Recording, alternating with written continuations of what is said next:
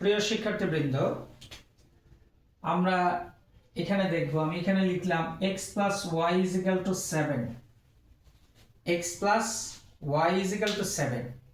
এখানে হচ্ছে আমাদের একটা সমীকরণ আছে, এই সমীকরণটাকে সরল সমীকরণ বলা হচ্ছে।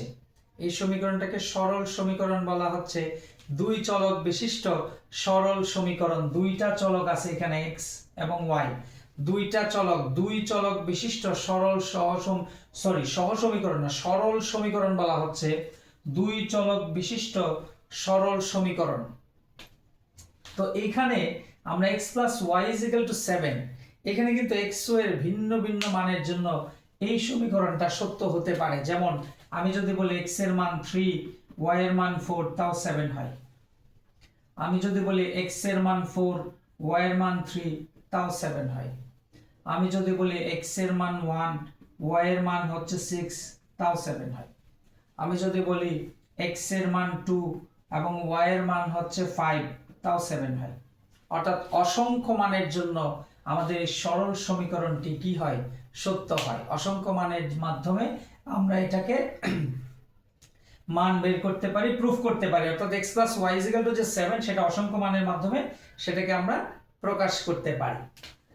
এবং আরেকটা জিনিস একটু খেয়াল করো তোমরা, আমি যদি আরেকটা সমীকরণ লিখি সেখানে, অর্থাৎ x minus y is equal to হচ্ছে 1, এই সমীকরণটাও আমরা অসংখ্য মানের জন্য সত্য হতে পারে।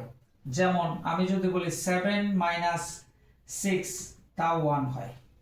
7 minus 6, তাও 1 হয়। 4 minus 3, তাও 1 হয়। 2 minus 1, তাও 1 হয়।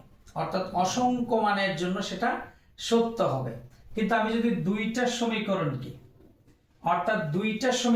একত্রে রাখি এবং এই দুইটা সমীকরণের জন্য, অর্থাৎ একটা এখানে যে এই সমীকরণের জন্য যে অসংখ্য মান পেয়েছি, এই সমীকরণের জন্য যে অসংখ্য মান পেয়েছি, কিন্তু এই দুইটা সমীকরণকে একত্রে যদি সিদ্ধ করতে চাই তাহলে অসংখ্য মান দিয়ে সিদ্ধ হওয়া যাবে না। অর্থাৎ আমি যদি 7টা এখানে বসাই, 6টা এখানে বসাই, 13 চলে আসে, আমাদের কিন্তু সিদ্ধ হয় না।